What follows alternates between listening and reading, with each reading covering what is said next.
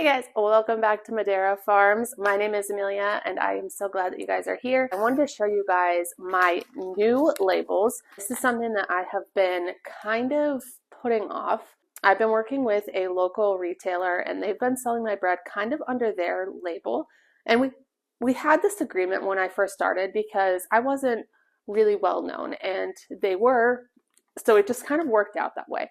But now that I'm getting more established, I find that I have earned a label on my bread. So it just says Madera Farm sourdough bread, high quality artisan bread. It has our Instagram handle, and then it just says where it's made, and then contains flour, and then the date it was made on, and then how many grams it is. I do put a little label here at the bottom that just says what the bread is, and that's just helpful for anybody. If they're at a store, they can easily see that it's plain. They don't have to read through the ingredients to figure out what bread that they are getting. So I have all of the flour, starter, and water in here. I like to have the temperature of my water to be pretty warm. What I do is a bit different. So you will hear a lot of people do their water and flour first, and then they will let that kind of mix together, and that will create like an autolyse within the flour, which starts kind of the whole process. I have found that for the way I'm doing things, I mix everything by hand. So for me, it makes sense for me to have my water and then I add my starter, get those mixed in really well. And then when I add my flour in, I'm not worried if my starter is getting mixed into all of my flour because it's already mixed into the water that is getting mixed in with the flour, if that makes any sense. So there's going to be a process that you find works for you. I am a huge advocate for doing what works for you. You are going to find every single person online has a different thing. They have lists of what you have to do, how you have to do it. There is no have-tos in sourdough. Trust me, I've watched thousands of sourdough videos and everybody has their own way of doing things. No one's right, no one's wrong. It just works for them.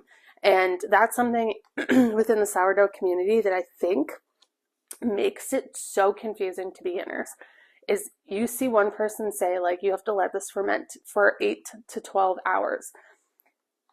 That's not true. That depends on the climate, that depends on the temperature of water you're using, that depends on your starter. There's so many things it depends on. What I always say, if you are doing your bulk ferment, this technically is the start of your bulk ferment. So from this point on would be like the start of that 7 hours. Some people will say after you do your stretch and folds, that becomes the start of your 7 hours. If you do that and you live in a climate that's warm, your dough is going to overproof every single time. You're going to have flat loaves because you're letting it proof way too long. Do not go by a time frame. That's just, it's too hard to know where someone's located to give them that time frame.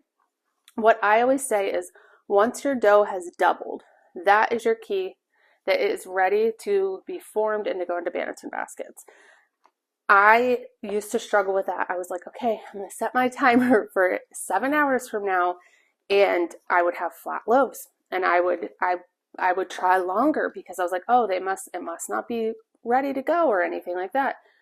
And this whole time for 2 years, I was overproofing my dough by hours.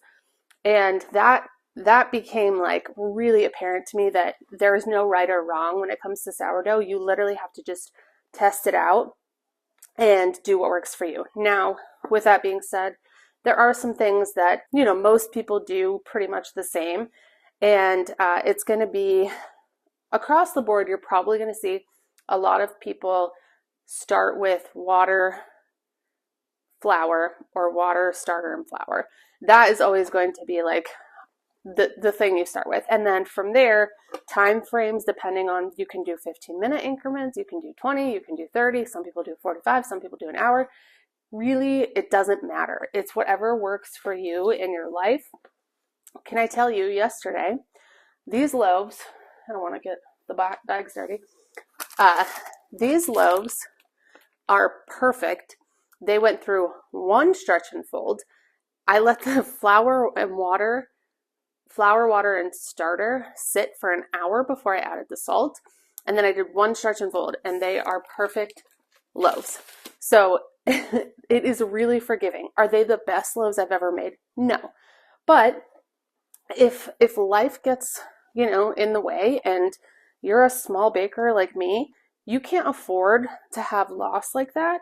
You have to give yourself a little bit of grace and a little bit of freedom in having some lenience within your product.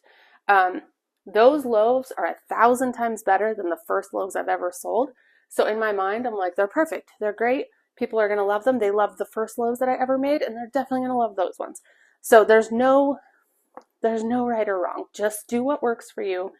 If you're having specific issues, and I'm going to kind of talk through some issues and like how to troubleshoot in this video, because I feel like I'm getting a lot of questions with people saying like my dough's not rising.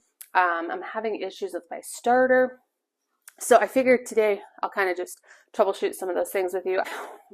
From the beginning, if your starter is not active, there are a few things that you can do to troubleshoot that. The first thing you're going to want to do is you're going to want to adjust your ratios, and you're going to want to use bread flour, not all-purpose, not wheat. I've never used rye, but some people say rye is great. From my experience, switch to bread flour. The first thing you're going to do is you are going to discard more than half. I always tell everybody discard probably 3/4 of your starter, and you're going to give it a really healthy feeding. So I would do, if you're baking for yourself, I would do 1/2 cup of water and 1 cup of bread flour. This ratio is going to give your starter a ton of flour to feed on, and that's going to give it more food and energy to go ahead and make a more active starter. You're going to feed it twice a day if you're trying to reactivate or activate your starter to a point where you can bake within 3 hours. This starter, I can feed it right now, and it's 12:30. By 3 o'clock, it'll be ready to go if I need to bake more bread. And that's going to make your life way easier and way more efficient. If I had to wait 7, 8, 9 hours for this starter, I wouldn't be able to do what I'm doing. This is all mixed in. I'm going to grab a tea towel to throw on top of it. I want to help every single one of you get to a spot where you can feed your starter. 3 hours later, you can start baking, and you can give bread to your community. These towels have been through the ringer. I'm actually buying new ones today because they're just a mess. Okay, so that's covered. I am going to aim for about 1/2 hour, and then we'll add the salt in. But when it comes to your sourdough starter, you need it to be thick. I've seen so many videos of like really watery sourdough starters, and you can have it that way if it's super active and able to maintain the live cultures inside of it. For me, my climate, it's so variable. One day it'll be 65, one day it'll be 85. I need my starter to, no matter what, be able to produce so that I can bake in a few hours. I can't be waiting 8, 9 hours to start baking. Very important that my starter is thick and it has a lot of flour to feed on so that I can turn around and use it right away. So this starter was actually fed at 7 o'clock this morning. It is 12:40. Obviously, I was able to use it with no problems. And actually, it had already started, it was peaking, and I had to go deliver bread and go to a meeting. I just like slapped it on the table. If you ever have that problem where you are going to be baking, but you have to run, and you notice that your starter is peaking, all you have to do is pick it up and gently like drop it onto the counter. It'll fall back down, your starter will, and that'll give you a little bit more time to go do what you need to do, come back, and your starter will build back up again. So right now I just fed it 1 cup of warm filtered water, and I'm going to do 2 cups of bread flour. This is just a maintenance feed. So there's 2 types of feeds that I'll do. I'll do a maintenance feed, which is just going to give it something to eat on. I always say like give my starter a snack until I need to feed it bulk so that it is a production feed. So those are two separate things. So the maintenance feed, again, is going to be just a small amount. So it's going to be like a cup of water, 2 cups of flour. That's going to keep it active enough until tomorrow morning when I need to feed it for a production feed. And then the production feed, I won't have to discard because I'm not going to be, I don't want to waste any product. So this allows it to still stay active, still be feeding. And then tomorrow morning when I have to do the production feed, all I'll have to do is add to what's in here. I won't have to discard and be wasting ingredients. I can just add to what's in here, creating enough starter that I can just use that for my wholesale orders that I'm going to have to prepare tomorrow. So this is just kind of the way I do it. I don't really love discarding once I get to this point. Because my starter is so active, I feel like discarding is kind of wasting my resources when I am trying to make a business, and I don't want to just be throwing stuff out. So I do these maintenance feeds. They're just little ones in between my production feeds just to make sure she stays nice and active. If you are just baking for your family, you will probably need to discard if you're not going to be baking bulk loaves or loaves every single day. That's just part of the nature of sourdough. That's how it works. You can keep the discard though and use it for all different kinds of things. There's so many recipes out there that you can use it for, or you can give starters to friends and family, whatever you want to do. But yeah, that's once you get to a level of like production and you're making bread every single day, the last thing you want to do is just throw something in the garbage. And I'm not going to be making discard crackers every single day either. So you kind of have to find that balance of like doing maintenance-y stuff that will allow you to just keep your starter active, but not have to throw something out. I hope that makes sense to explain, but I hope you get it. I was just mixing that in and it still seemed a little too watery to me. So I added just a half a cup of bread flour into it and it's looking so much better. I will show you guys in a second with the camera.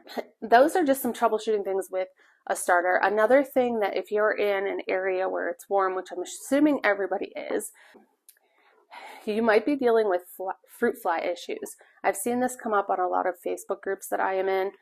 Fruit flies can be devastating to sourdough bakers because if a fruit fly or fruit flies gets into your starter, it is donezo. You have to start over. You have to start a new starter. It's obviously going to be tainted with the fruit flies. So that is devastating. A few things that I do to make sure that that does not happen, and it's happened to me before, and I had to start.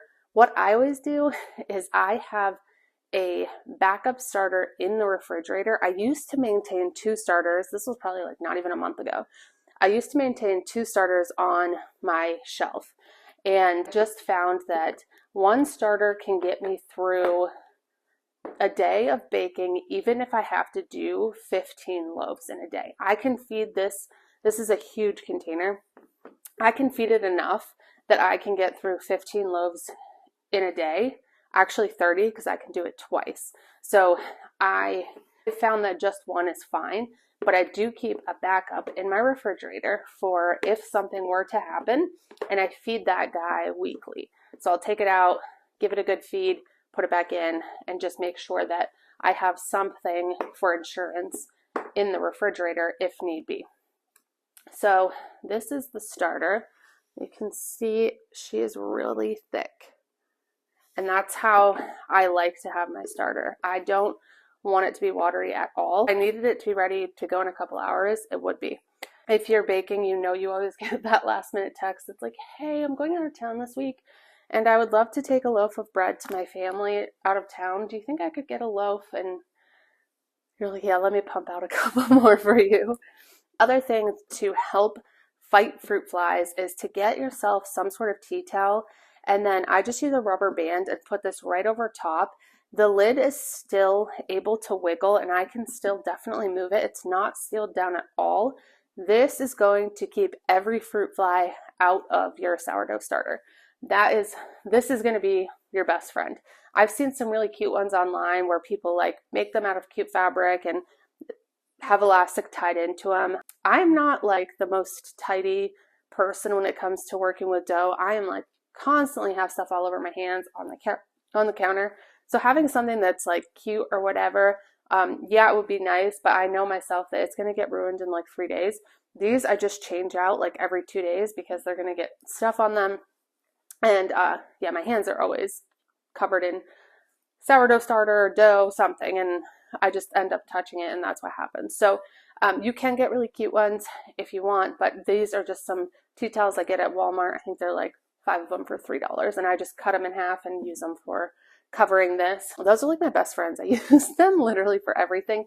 I use them to line my Banneton baskets if need be. I use them to cover dough if I have to, and they are so cheap. I can just throw them out once they get kind of yucky, and it doesn't break the bank.